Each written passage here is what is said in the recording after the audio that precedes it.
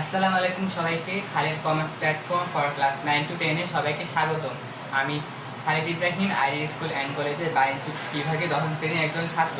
তো আগের ভিডিওতে আমি তোমাদের হিসাব বিজ্ঞান অধ্যায় 10 আর্থিক বিবরণীর অনুশীলনী অঙ্কগুলা সলভ করেছিলাম। মানে অনুশীলনীতে যত প্রকার মোট মুনাফা চাইছে এগুলো আমি সলভ করেছিলাম। আমি তোমাদের আগের ভিডিওতে দুয়ের খ বিক্রিত পণ্যের ব্যয়টা বের করেছিলাম। তো আজকে আমি তোমাদের দেখো চারের ক মোট মুনাফা বা ক্ষতি নির্ণয় করাবো। মানে এই অনুশীলনী অঙ্কে যত প্রকার মোট মুনাফা চাইছে এগুলো আমি আস্তে আস্তে তোমাদের সলভ করাবো। তো দেখো পৃষ্ঠা নাম্বার হিসাব বিজ্ঞান অধ্যায় 10 আর্থিক বিবরণী, পৃষ্ঠা নাম্বার 175, চারের ক পৃষ্ঠা নাম্বার 175, চারের ক। তো দেখো চারের ক আমাদের কি চাইছে? উপযুক্ত তথ্য হতে মোট মুনাফা বা ক্ষতি নির্ণয় করো। উপযুক্ত তথ্য হতে মোট মুনাফা বা ক্ষতি নির্ণয় করো। তো দেখো মোট মুনাফা বা ক্ষতি নির্ণয় করতে হলে আমাদের প্রথমে নিট বিক্রয় বের করতে হবে। নিট বিক্রয় বের করতে হলে কি করতে হবে? বিক্রয় থেকে অলিখিত বিক্রয় যোগ মাইনাস বিক্রয় ফেরত বিয়োগ মাইনাস বিক্রয় বার্তা বিয়োগ, এই চারটা যোগ বিয়োগ করে আমি নিট বিক্রয় বের করব। তো দেখো কোশ্চেন এখন আমরা দেখি বিক্রয় আছে কিনা। তো দেখো বিক্রয় আছে, দেখো বিক্রয় আছে হচ্ছে 3,25,000 টাকা। বিক্রয় আছে 3,25,000 টাকা। এখন বিক্রয় থেকে কী যোগ হবে? অলিখিত বিক্রয় থাকে আমাদের সমন্বয়তে। দেখো সমন্বয়তে কিন্তু আমাদের অলিখিত বিক্রয় লেখা নেই, যেহেতু নেই তাহলে আমি দিব না। তারপর কী বাদ যায়? বিক্রয় থেকে মাইনাস বিক্রয় ফেরত বাদ যায়। বিক্রয় ফেরত কই থাকে? রেয়ামিলের ডেবিট দিকে থাকে। দেখো রেয়ামিলে কিন্তু আমাদের বিক্রয় ফেরত নাই। তারপর কি আসে? বিক্রয় বার্তা। দেখো বিক্রয় বার্তাও কিন্তু আমাদের রেয়ামিলে নাই, যেহেতু আমাদের অলিখিত বিক্রয় ফেরত বিক্রয় বার্তা এগুলো নাই, তাহলে আমি এগুলো লিখবো না। শুধু বিক্রয়টাই লিখলেই আমাদের নিট বিক্রয় বের হয়ে যাবে। তো আমরা লিখি বিক্রয়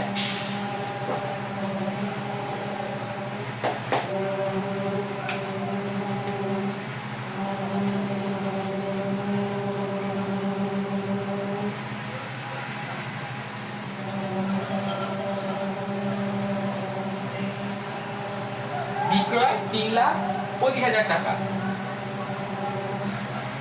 এটাই আমাদের নিট বিক্রয় বের হয়ে গেছে। তো দেখো এখন আমরা কি বের করবো? নিট বিক্রয় বের করার পর বা বিক্রিত পণ্যের ব্যয় বের করব। কিন্তু দেখো আমাদের একটা জিনিস খেয়াল করো, কোশ্চেনে আমাদের বলেই দিচ্ছে বিক্রিত পণ্যের ব্যয় 1,52,000 টাকা। বিক্রিত পণ্যের ব্যয়, দেখো বিক্রিত পণ্যের ব্যয় 1,52,000 টাকা। আমাদের যেহেতু কোশ্চেনে বলেছে বিক্রিত পণ্যের ব্যয় 1,52,000 টাকা, তাহলে আমাদের বিক্রিত পণ্যের ব্যয়টা বের করা লাগবে না, কারণ আমাদের রেয়ামিলে বলেই দিচ্ছে যে বিক্রিত পণ্যের ব্যয় 1,52,000 টাকা।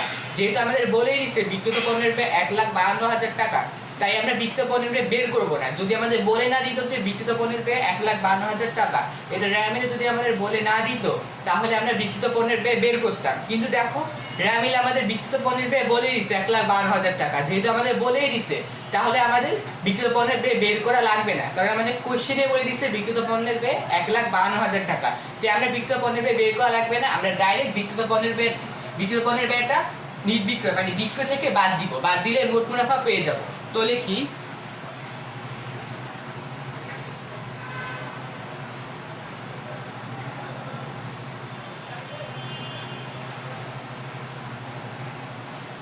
বিক্রিত পণ্যের ব্যয়, ব্র্যাকেটে লিখব প্রশ্নে প্রদত্ত।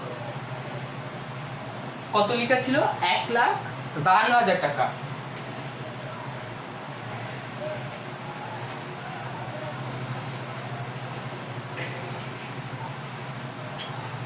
তো 3,25,000 বিয়োগ 1,52,000, 3,25,000 বিয়োগ 1,52,000, তো আসে হচ্ছে 1,73,000 টাকা।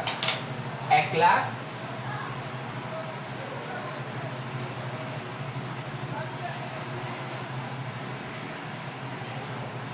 এটাই হচ্ছে আমাদের মোট মুনাফা।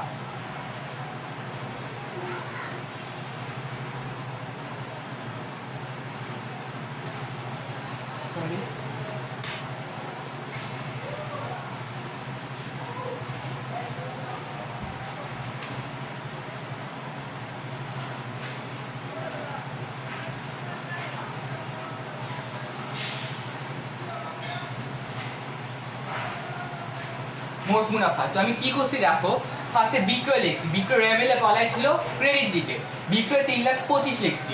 তো বিক্রয় সাথে তো আমাদের অলিখিত বিক্রয় যোগ, বিক্রয় ফেরত বিয়োগ, বিক্রয় বার্তা বিয়োগ এগুলা থাকে, কিন্তু সমন্বয়টা আমাদের অলিখিত বিক্রয় নেই তাই দিই নাই, রেমিলে বিক্রয় ফেরত দেওয়া ছিল না তাই দেই নেই, আবার রেমিলে বিক্রয় বার্তা দেওয়া ছিল না তাই দেই নেই, শুধু রেমিলে ছিল বিক্রয়, তাই বিক্রয়টা লিখে আমরা নির্বিক্রয় পেয়ে গেছি। এখন কি বাদ বিক্রিত পণ্যের ব্যয়, এখন বিক্রিত পণ্যের ব্যয় বের করতে হলে আমাদের পারমিট মজুত পণ্য ক্রয়, আমদানি শুল্ক, জাহাজ ভাড়া, কুলি মজুরি, ডক চার্জ, পরিবহন, জ্বালানি খরচ এগুলো বের করে বা সমাপনী মূল পণ্য বাদ দিয়ে বিক্রিত পণ্যের ব্যয় বের করা লাগে। কিন্তু দেখো কোশ্চেনে আমাদের বলেই দিছে বিক্রিত পণ্যের ব্যয় 1,52,000 টাকা, রেমিলে যেহেতু বলেই দিছে বিক্রিত পণ্যের ব্যয় 1,52,000 টাকা, তাহলে আমি কেন এত কষ্ট করে পারমিট মজুত পণ্য ক্রয় এগুলা যোগ বিয়োগ করে বিক্রিত পণ্যের ব্যয় বের করবো? কোশ্চেনে যেহেতু বলেই দিছে 1,52,000 টাকা বিক্রিত পণ্যের ব্যয়, তাহলে আমাদের বিক্রিত পণ্যের ব্যয়টা বের করা লাগবে না, আমরা ডাইরেক্ট লিখবো বাদ বিক্রিত পণ্যের ব্যয়, ব্র্যাকেটে লিখবো প্রশ্নে প্রদত্ত, কারণ এটা প্রশ্নে বলে দিছে, আমাদের রেমিলে বলে দিছে, তাই বাদ বিক্রিত পণ্যের ব্যয় প্রশ্নে ব্র্যাকেটে লিখবো প্রশ্নে প্রদত্ত 1,52,000 টাকা, 3,25,000 থেকে 1,52,000 বাদ দিব, তাহলে আসবে 1,73,000 টাকা। এটাই হচ্ছে আমাদের মোট মুনাফা। চারের ক আমি মোট মুনাফা বের করছি, মোট মুনাফা আসছে 1,73,000 টাকা। তো দেখো এখন আমরা পরের অঙ্কে যাই।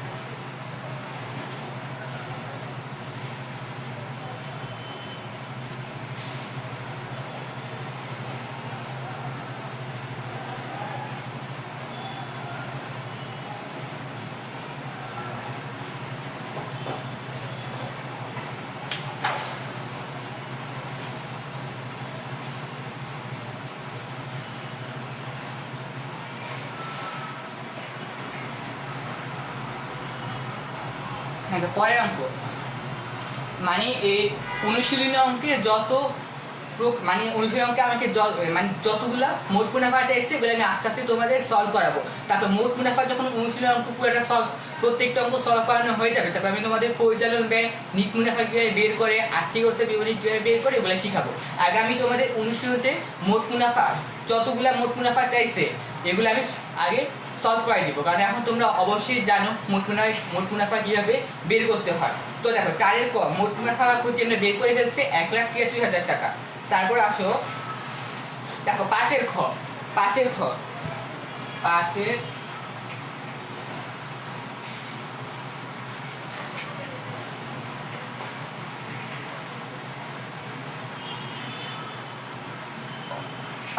দেখো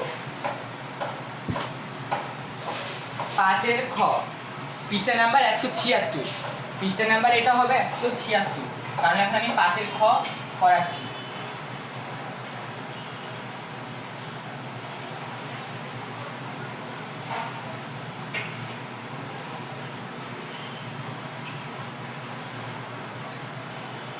পৃষ্ঠা নাম্বার 176, পৃষ্ঠা নাম্বার 176 পাঁচের খ। তো দেখো পাঁচের খতে আমাদের কি চাইছে, দেখো বিশদ আয়, দেখো বিশদ আয় বিবরণী প্রস্তুত করে মোট মুনাফা বা ক্ষতি নির্ণয় করো। বিশদ আয় বিবরণী প্রস্তুত করে মোট মুনাফা বা ক্ষতি নির্ণয় করো। বলছি যে বিশদ আয় বিবরণী প্রস্তুত করে মোট মুনাফা বা ক্ষতি নির্ণয় করো। তো দেখো তোমরা তো এখন জানো মোট মুনাফা বের করতে হলে প্রথম স্টেপে আমাদের কি করতে হবে, নির্বিক্রয় বের করতে হবে। নির্বিক্রয় বের করতে হলে কি করতে হবে, বিক্রয় থেকে অলিখিত বিক্রয় যোগ মাইনাস বিক্রয় ফেরত বিয়োগ মাইনাস বিক্রয় বার্তা বিয়োগ। তো আমরা দেখি মিলে বিক্রয় ফেরত বিক্রয় বার্তা আসে কিনা। তো দেখো মিলে দেখো 2 নাম্বারে লেখা ক্রয় ও বিক্রয়। এখন ক্রয় আছে 1,90,000, বিক্রয় আছে 3,50,000, বিক্রয় থাকে ক্রেডিট দিকে, মিলে সমস্ত আয় থাকে ক্রেডিট দিকে। তো বিক্রয় হচ্ছে 1,50,000 আর ক্রয় যেহেতু ব্যয়, ক্রয় হচ্ছে ডেবিট দিকে 1,90,000 টাকা। মিলে সম্পদ ব্যয় উত্তোলন ডেবিট, আয় দায় মালিকানা সত্ত্ব ক্রেডিট। তো দেখো বিক্রয় 3,50,000 টাকা, বিক্রয় থাকবে ক্রেডিটে। আমাদের মিলে বলে দিচ্ছে বিক্রয় 3,50,000 টাকা। তো বিক্রয় থেকে আমরা কি যোগ করব, অলিখিত বিক্রয় যোগ করব। দেখি সমন্বয়তে অলিখিত বিক্রয় দেওয়া আছে কিনা। তো দেখো সমন্বয় একে দেখো নগদে পণ্য বিক্রয় 15,000 টাকা হিসাবভুক্ত হয়নি। সমন্বয় একে লেখা আছে নগদে পণ্য বিক্রয় 15,000 টাকা যা হিসাবভুক্ত হয়নি। এই নগদে পণ্য বিক্রয়টা হচ্ছে বাকিতে পণ্য বিক্রয়, মানে এই নগদে পণ্য বিক্রয়টা হচ্ছে আমাদের অলিখিত বিক্রয়। অলিখিত বিক্রয় থাকে সমন্বয়তে, তো বিক্রয় থেকে এই অলিখিত বিক্রয় যেটা হিসাবভুক্ত হয়নি, নগদে পণ্য বিক্রয় যেটা হিসাবভুক্ত হয়নি, এটা বিক্রয় থেকে যোগ করব। কি লিখবো? বিক্রয় যোগ অলিখিত বিক্রয় 15,000 টাকা। তো তারপর কি বাদ যায়? অলিখিত বিক্রয়ের পর বিক্রয় থেকে বিক্রয় ফেরত বাদ যায়। দেখো আমার কিন্তু রামিলে বিক্রয় ফেরত কিন্তু দেখো 9 লেখা, ফেরত কথাটা এখানে 9 লেখা, এখানেও কিন্তু বিক্রয় ফেরতটা নাই। কিন্তু দেখো সমন্বয়টি কী করছে? সমন্বয়তে বলছে অলিখিত আন্তঃফেরত 2,000 টাকা, বহি ফেরত 1,000 টাকা। এখন অনেকের কোশ্চেন থাকতে পারে আন্তঃফেরতটা কী? বিক্রয় ফেরত তো আমরা জানি, কিন্তু আন্তঃফেরত কী? এ দেখো আন্তঃফেরত হচ্ছে আমাদের বিক্রয় ফেরত, বহি ফেরত হচ্ছে আমাদের ক্রয় ফেরত। আমি আবারও বলতেছি, আন্তঃফেরত হচ্ছে বিক্রয় ফেরত, বহি ফেরত হচ্ছে ক্রয় ফেরত।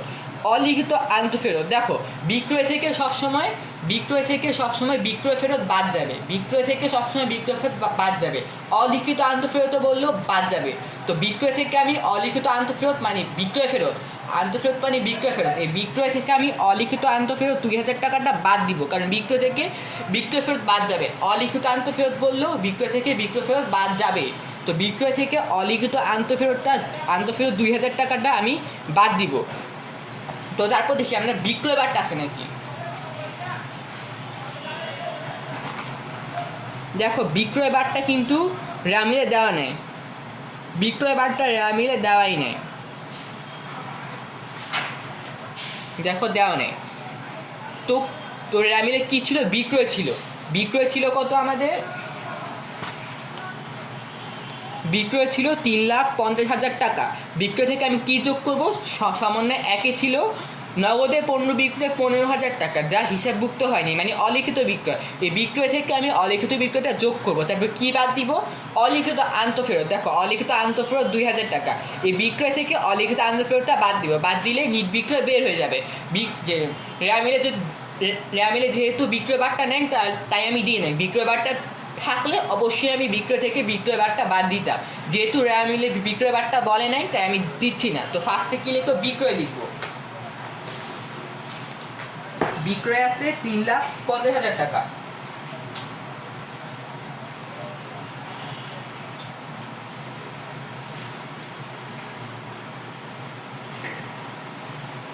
বিক্রয় 3,50,000।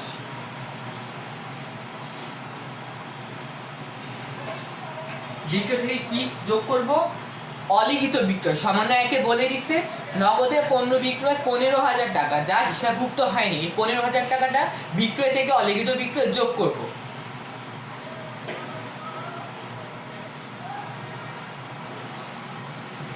যোগ অলিখিত বিক্রয়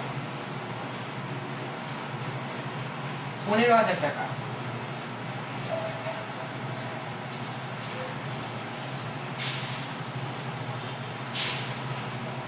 $3,50,000 যোগ 15,000 কত আসে? 3,65,000 টাকা।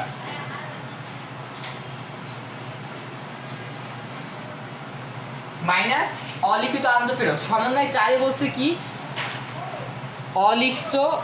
অলিখিত আন্তঃফেরত 2,000 টাকা। এই অলিখিত আন্তঃফেরতটা আমি বাদ দিব 2,000। অলিখিত আন্তঃফেরত মানে এই যে অলিখিত আন্তঃফেরত মানে আমাদের বিক্রয় ফেরত, এটা আমি বাদ দিব। মাইনাস বিক্রয় ফেরত, মাইনাস, আচ্ছা আমি অলিখিত আন্তঃফেরত লিখলাম।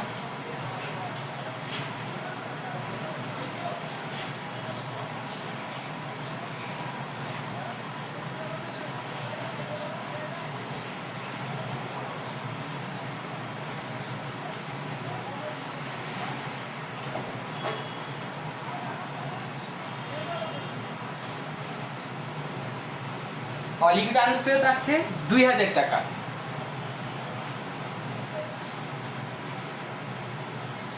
তো কত? 3,65,000 থেকে যদি আমি 2,000 বাদ দিই, আসে 3,63,000 টাকা।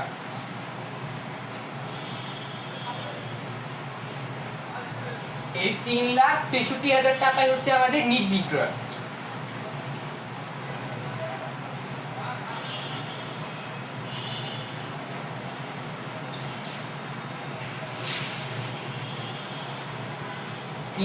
হচ্ছে নিট বিক্রয়। তারপর কি বা বিক্রিত পণ্যের ব্যয় লিখবো আমরা, বা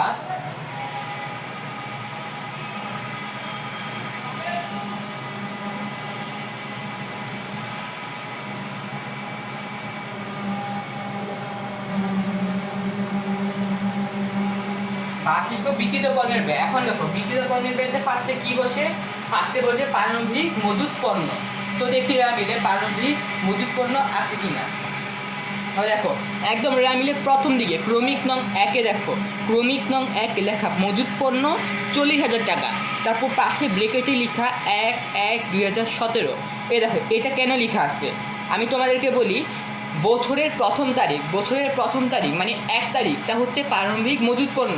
বছরের প্রথম তারিখটা হচ্ছে 1 তারিখ, মানে বছরের প্রথম তারিখ মানে 1 তারিখটাই হচ্ছে প্রারম্ভিক মজুত পণ্য। আর বছরের শেষ তারিখ মানে 30 বা 31 তারিখ হচ্ছে সমাপনী মজুত পণ্য। বছরের প্রথম তারিখটাই হচ্ছে প্রারম্ভিক মজুত পণ্য, আর বছরের শেষ তারিখটা হচ্ছে সমাপনী মজুত পণ্য।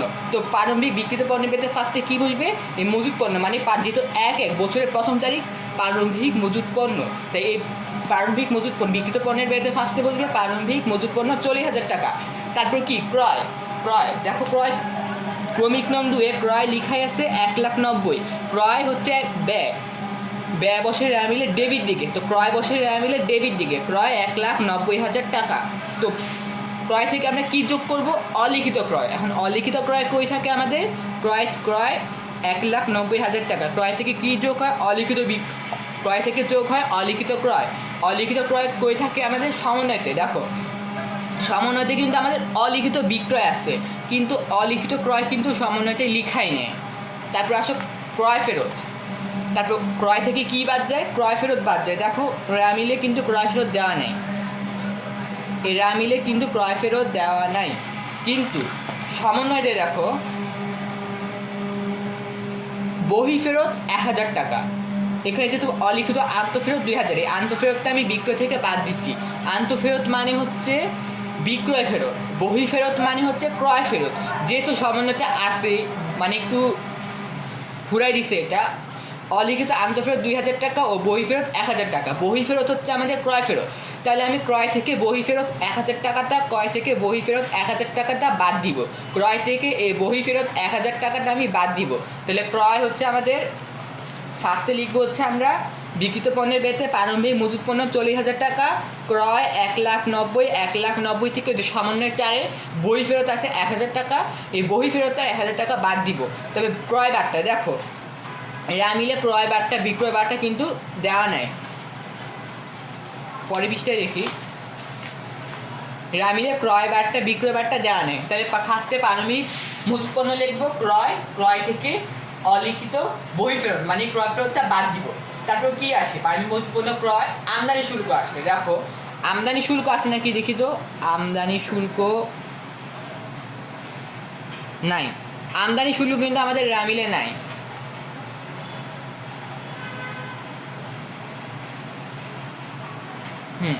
আমদানি শুল্ক আমাদের মিলে নাই। তারপর কি প্রারম্ভিক মজুত পণ্য ক্রয় আমদানি শুল্ক, জাহাজ ভাড়া, কুলি মজুরি, ডক্টরস, এই তিনটা এখন খুঁজবো মিলে আসে নাকি।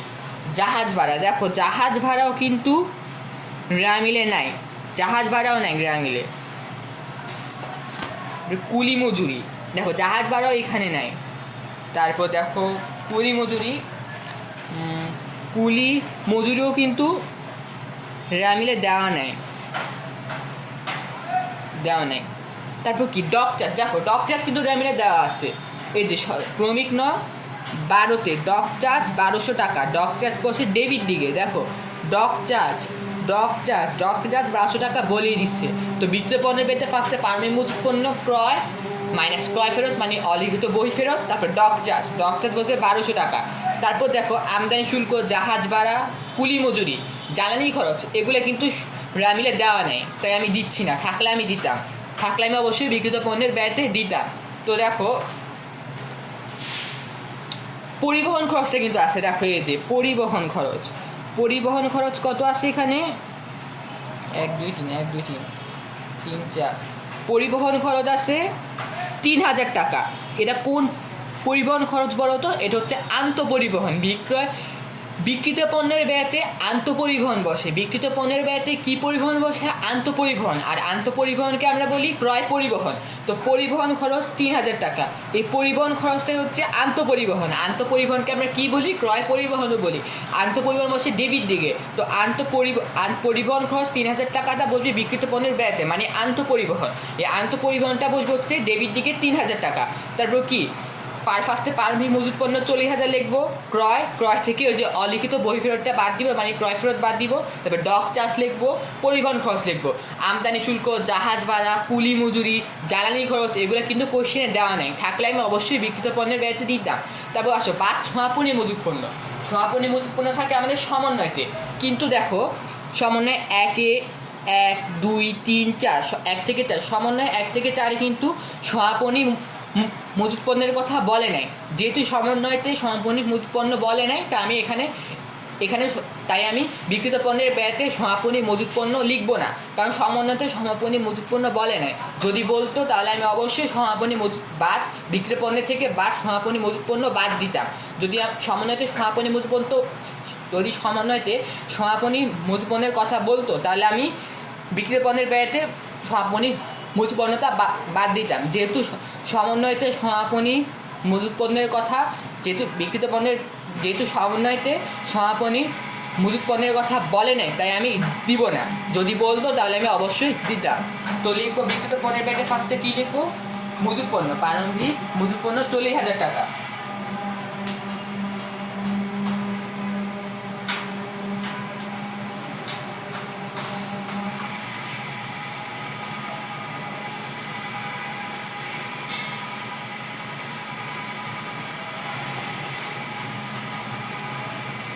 প্রারম্ভিক মজুত পণ্য 40,000 টাকা।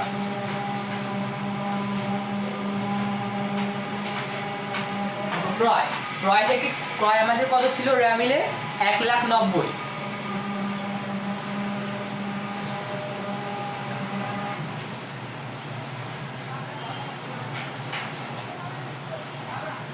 ক্রয় ছিল 1,90,000। ক্রয় থেকে কি বাদ দিব? সমন্বয় 4 ছিল আমাদের অলিখিত বহিঃফেরত 1000 টাকা।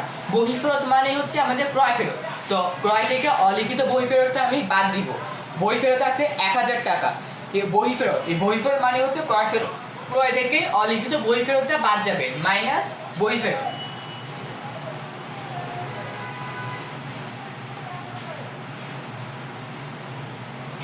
আচ্ছা, আমি শুধু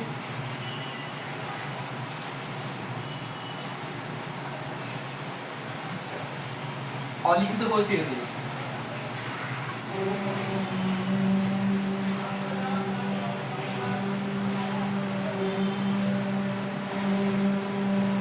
অলিখিত বহিঃফেরত কত ছিল? 1000 টাকা।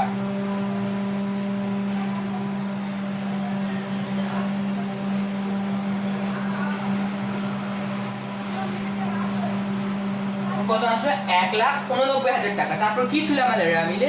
তারপর ছিল হচ্ছে আমাদের পরিবহন খরচ। দেখো পরিবহন খরচ কত ছিল? পরিবহন খরচ কোন পরিবহন বসবে? আন্তঃপরিবহন বসবে। আন্তঃপরিবহনকে আমরা কি বলি? ক্রয় পরিবহন বলি। পরিবহন খরচ 3000 টাকা বসবে বিক্রিত পণ্যের ব্যয়তে। দেখো আমি তোমাদের পরের ছকে লিখতেছি পরিবহন খরচ।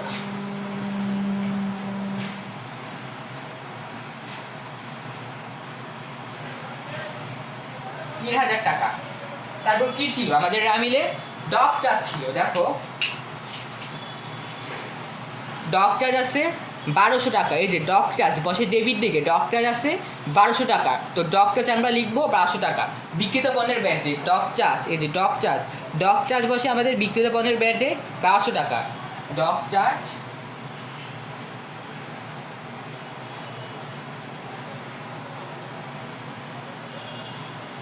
ডক চার্জ 1200 টাকা। তারপর কি আর কিছু বসে না? তো র্যামিলে আর কিছু দেওয়া নেই। র্যামিলে কিন্তু আমদানি শুল্ক, জাহাজ ভাড়া, কুলি মজুরি, জ্বালানি খরচ এগুলো দেওয়া নেই। থাকলে আমি অবশ্যই বিক্রিত পণ্যের ব্যয়তে এগুলো লিখতাম। যেহেতু এই 4টা জিনিস বিক্রিত পণ্যের ব্যয়তে দেওয়া নেই, তাই আমি লিখবো না। আর সমন্বয়তে যেহেতু আমাদের সমাপনী মজুত পণ্যের কথা বলে নেই, তা আমি বিক্রিত পণ্যের ব্যয়তে দিচ্ছি না। যদি সমন্বয়তে সমাপনী মজুত পণ্যের কথা বলতো তাহলে আমি বিক্রিত পণ্যের ব্যয়তে অবশ্যই লিখতাম। তো দেখো এখন আমি এগুলো যোগ বিয়োগ করবো। 40,000, পানি মজুত পণ্য 40,000, ক্রয় 1,89,000, পরিবহন 3,000, ডক চার্জ 1200, 2,33,200।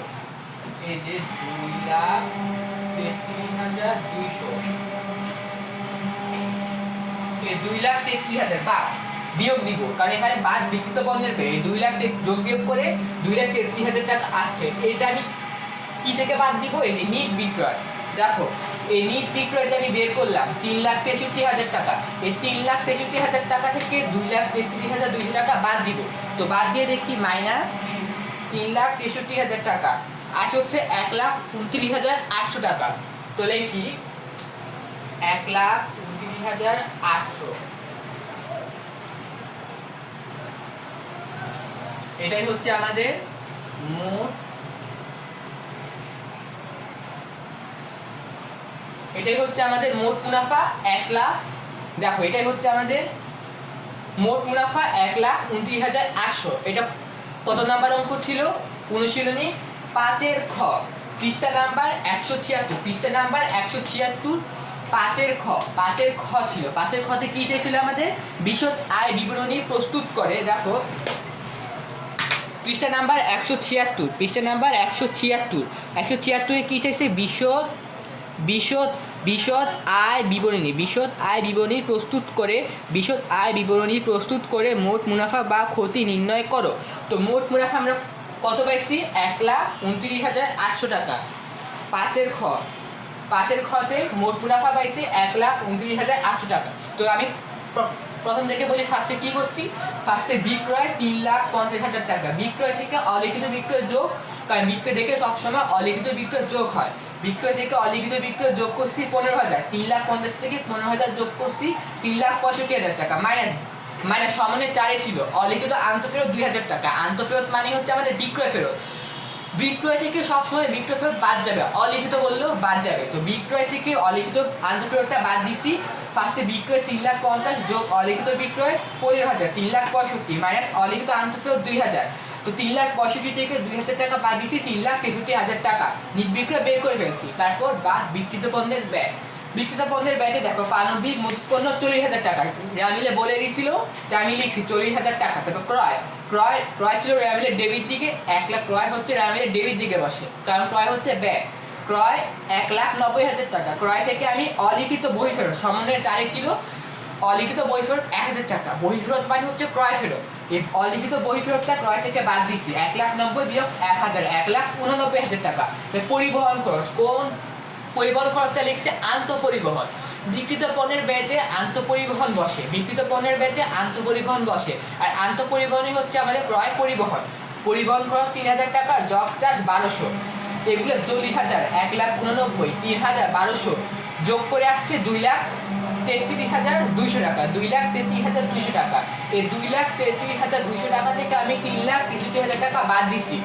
এই 2,33,200 টাকা থেকে আমি 3,63,000 টাকা বাদ দিছি। বাদ দিয়ে আমি 1,29,800 টাকা পাইছি। 1,29,800 টাকাটাই হচ্ছে আমাদের মোট মুনাফা। 1,29,800 টাকাই হচ্ছে আমাদের মোট মুনাফা। তো আমাদের 5-এর খটা হয়ে গেছে, আমাদের 5-এর খটা হয়ে গেছে। তো আজকে এতটুকুই থাক। আশা করি তোমরা আজকে আমার ক্লাসটি ভালোভাবে বুঝতে পারছো। আর যদি তোমরা কেউ না বুঝে থাকো, কোনো সমস্যা থাকে, তাহলে অবশ্যই আমাকে কমেন্ট বক্সে জানাবা। আর যদি আমার ক্লাসটা তোমাদের ভালো লেগে থাকে তো তোমরা সবাই আমার চ্যানেলটাকে সাবস্ক্রাইব করবা। তো আল্লাহ হাফেজ।